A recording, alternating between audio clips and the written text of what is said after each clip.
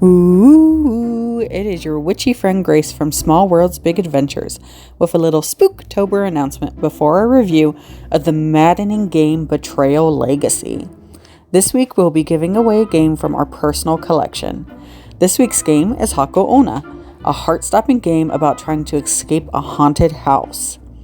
To qualify, you must live in the United States and comment on at least one video this week, October 22nd through the 28th. We'll then randomly choose a winner from the comments. Also, everyone who comments throughout the month from the 1st to the 30th will be entered to win a brand new copy of Horrified, a maddening cooperative board game with iconic monsters. We will announce the winner by commenting on one of the winning person's comments and announce on each Sunday's video who has won. The more videos you comment on, the greater your chance to win, so let us know your thoughts on each game. I'm Gracie, and this is Scott from Small World's Big Adventures, and today we're going to be reviewing Betrayal Legacy. Betrayal Legacy is a game for 3 to 5 players. It plays in 45 to 90 minutes per chapter. The game is currently out of print, it looks like. You may be able to get it on eBay or used games for anywhere between $80 and $300. Yeah. Maybe your local game store has a copy. Hard to say. That's where we got ours. Setup, it takes about 10 minutes. In between chapters. Yeah. Plays a lot like Betrayal at House on the Hill. You are ostensibly 5 people going into a house that is mysterious, spooky, and maybe haunted. You're exploring the house. You find items that will help you out later down the line. Then eventually something happens and it turns out one of you is a betrayer. There are, I'm not even sure for Betrayal Legacy, like 100 different betrayer missions. So you never know what you're going to get when you start a game. They could be a vampire, they could be a ghost, they could be a monster, the house could be sinking into a swamp. There's just so many different things. But then it usually becomes all the human players versus whatever the betrayer is to see who wins. This, though, is a legacy version of Betrayal at House on the Hill. Betrayal at House on the Hill is already pretty much a classic board game among aficionados, and this is a legacy version of that. So you're essentially playing a campaign where each chapter you'll be opening up an envelope that has new things, cards and locations and rules for you to follow as you're going through the campaign. Yeah. One of the neat things with the legacy version is, first of all, you don't have to, but we encourage you to play with the same people each. Yeah, it's better if you play with the same. But you're following generations of families who are involved with this house. Yeah. At different points, different families may own the house and have the deed to it and stuff. But like the legacy version is telling the story of the house and how it becomes so creepy and awful. The history of the house and the 5 families are fighting over ownership through a couple hundred years worth. Yeah. I forget when it starts, 1860, maybe something earlier like than that. And literally the first chapter of the game, the house is only a few rooms big. Yep. And when you finish then the entire campaign, you have a version of Betrayal at House on the Hill that you've essentially influenced. Yep. It would completely unique to you. It would be unique to you, and when you get to go back and play it, you can have fun remembering like when this card or this room came into being. We're curious, before we get into the ratings, if you were to inherit a haunted house, what would you do with it? Now, if I was inheriting the betrayal house, I would sell that thing so quick. Well, now, if I got a head trauma and inherited a mansion like in the show Ghost, and all the ghosts were very cute and friendly, I would keep that one. Yeah. What about you? I would probably open it up as an Airbnb or a destination location. Fair. Would you sell it as haunted, even though you don't believe? Yeah, almost certainly. When we do our reviews, we have a 5-point rating scale going from terrible, bad, mixed, good to excellent. And to kick it off, player agency. What did you think? Player agency is good. You're basically moving around the house and exploring the house.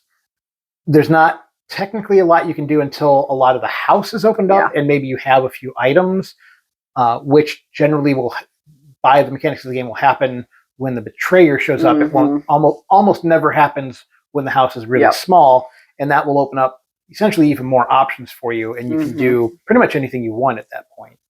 So good. I'd say good. I felt the same way.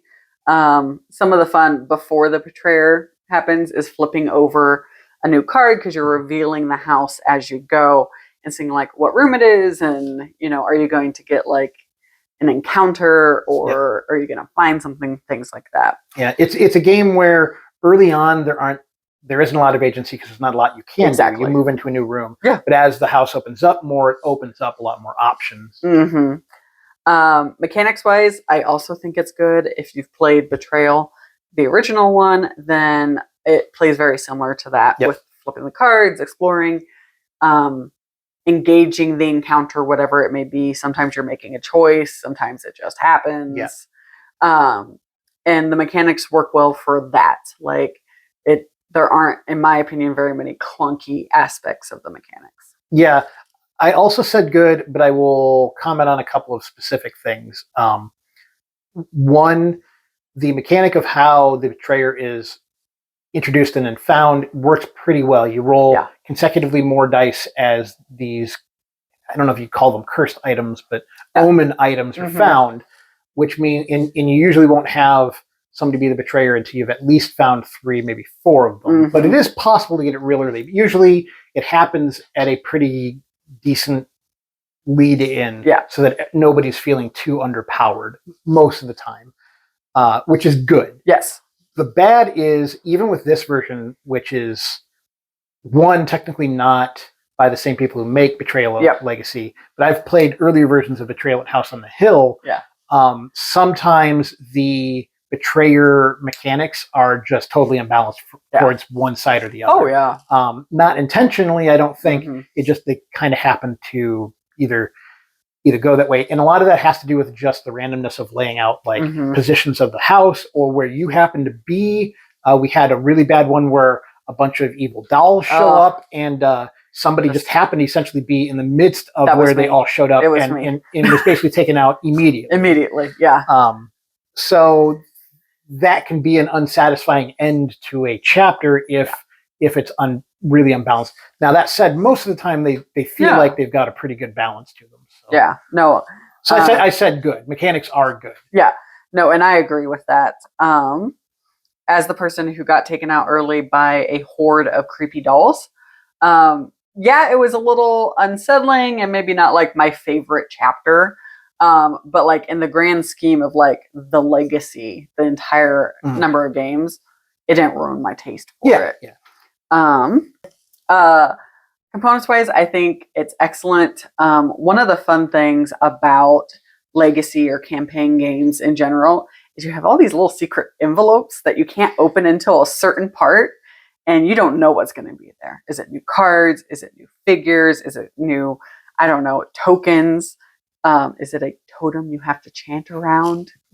And every envelope we opened was just more carefully crafted details that like played well into the theming of the game and all of that. And the execution of taking stuff out and how they recommend you do it felt very good and authentic to it. You also said excellent. I said excellent for the components. We've not played a lot of legacy games. No. Partly because there aren't a lot out there. Partly because when we were looking into playing them, there were 5 players, and almost all of the legacy games are built for a maximum of 4. We've played this all the way through, and we've played Charterstone all the way through. If you include campaign games, we've also done Gen 7, I think is what it's We've called. done Gen 7. We've worked on, it's literally right down there, Valor and Villainy, but we haven't finished it. We've played a few campaign games, but those tend to be a little bit different than a legacy game. They are, and legitimately so. We haven't done like Legacy Pandemic. There's Legacy Risk that I'm sure we'll never play. Seafall on the shelf back here, but we haven't had a chance to play it yet. Playing the Legacy version of this was nothing short of amazing. Oh my god, it was so good. Now, part of that is going to be the group we had playing For sure. A very theatrical, excitable bunch. Our friends are weirdos. Really excited to see fun new things. Yeah. But we had so much fun with much fun. And the components were a huge part of that. Yeah. It has figures for the different characters, which is definitely something we look for in a thing. The card stock is good. The cards that you get are great. It's got stickers that you put on the board, and then on top of that, stick well. It just top to bottom was really good. So yeah, the components are excellent. And it's hard to like talk about the components without talking about the theming, because with the legacy game, like the whole theme of the legacy is like this house becomes more and more haunted and tormented and creepy. And so as you're unraveling these like envelopes of like items and stuff, like they play into that. Yeah. You know, you're pulling out new horrors that are related to the game. Yeah. There are mechanics in the legacy part of the game that the players themselves have to deal with, not just game-wise, but outside of the game. There are things you have to do. And the group that we were with had a lot of fun. Oh my God, so much fun. Yeah. You know, this was excellent. This is what a legacy game should be. 100%, yes. The only other legacy game we've played all the way to the end has been Charterstone, which is also a good legacy game. So good, so cute. But this blows Charterstone out of the water. Oh my God. We played them in tandem, mainly because the group we played with, we don't get together with them a lot. So we tended to do one of these and then one of those. And we started Charterstone first. We did. And we're enjoying it. So much. But when we played it next to Legacy, Betrayal Legacy, we played this more and more. And it was just, we enjoyed it more and more than Charterstone. I feel like Charterstone's enjoyment was dampened because we played it next to this, in my opinion, quintessential, the epitome of what a legacy game should be. Yeah. Or even the epitome of it. The story of this little shack being and having the 5 families drawn to it over, I believe it's 20 chapters or 24 chapters, and the shack growing each generation, and the stories that go on in that, and the minor stories that aren't even part of the chapters in some cases, that just show up if you happen to draw the right card, and show the growing like horror of this haunted house, essentially, beginning to end, just excellent. So good. Just really good. And if you're those people, which again, our friends are a bunch of weirdos, and we're those people, like you in your role with your family get to create a story of like this family. You're writing down a name of a person every generation. If they die, you detail. They die. If they don't die, you can choose to carry them to the next generation. You essentially keep track of like your family history. Your family history. Who died, if so, how, and all this, and it's very very enjoyable. Which goes into enjoyability. Which honestly, one of the funnest experiences, if same group or a different group, if somebody wanted to be like, hey, let's redo this, would do it hands down again. Excellent is enjoyability for this one, and I don't say that very often. The game itself, after the legacy, top 10 game for me. Betrayal at House on the Hill always kind of has been that, but the experience of going through the legacy thing will be a cherished memory. It just will be. One of my like fondest memories of like playing board games is burning those goddamn pieces on the grill. As many legacy games do, cards get taken out of the game permanently. They do. And this tells you to tear them up. And what we did was collected them all and burnt them at the end as kind of a final offering to the game, I guess. It felt appropriate. And it was really good. And I will say, there are going to be people out there who are like, you tear the pieces up.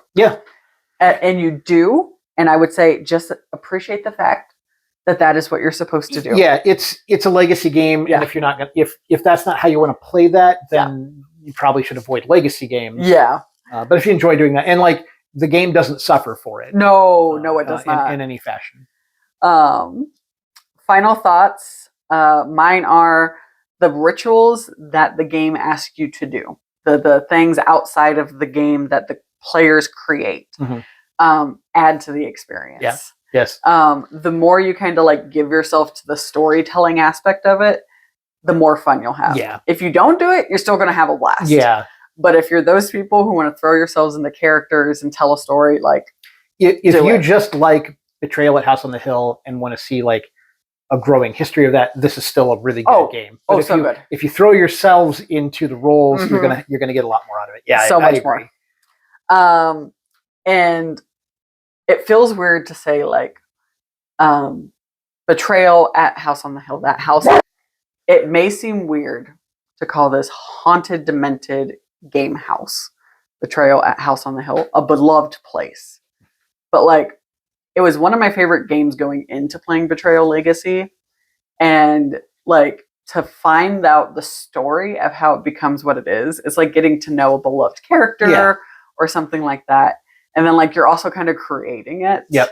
And it's just a really cherished experience. Yeah. We had an early version of the original Betrayal at House on the Hill, and there was a misprint which put the underwater cavern in the attic. Yep. And you couldn't really do anything about it unless you just wanted to go ahead and put it in the basement because it came up as an attic card every time. And that was just seemed to add like character to that. Yeah. And this just does that, but over and over again. Over and over again. Yeah, I agree. And I kind of touched on it. Destroying pieces of a game feels scary.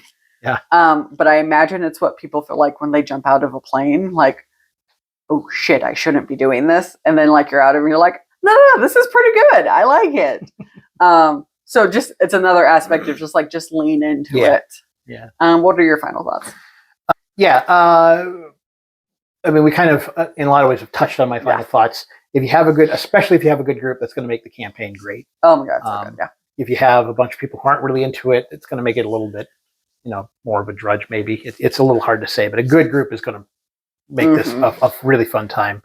I think this is, again, we've not played a ton of legacy games, but this is certainly proof that legacy games can be really fun. And it's a little bit of a shame, like when we finished this and Charterstone, I was having a hard time finding a next legacy game for us to play, and then now things have kind of moved on, and we don't really have the opportunity to do that right now anyways. But it seems like they were kind of a popular thing for a short time, and then they've kind of fallen off to be campaign games now are kind of the thing, which is fine, but this is kind of proof that a legacy game can be a lot of fun. And again, we're more likely to play this than the old Betrayal at House on the Hill. So like, it's not only a fun legacy game, but it's still one that will sit on our shelf and get played. Like I said, top 10, one of my games, one of the best experiences playing board games I've had. Just no question.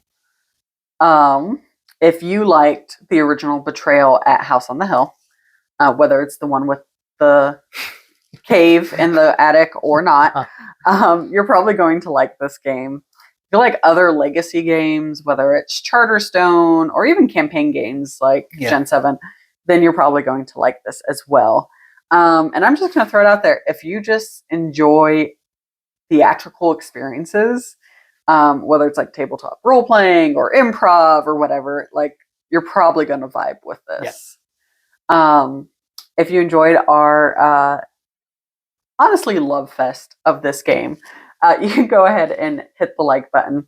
If you want to hear more board game reviews, hear gamekeeper tips, tabletop DIYs, you can go ahead and hit subscribe. And if you hit the notification bell, you'll be notified the next time that we upload. If there's nothing else, we'll see you next time.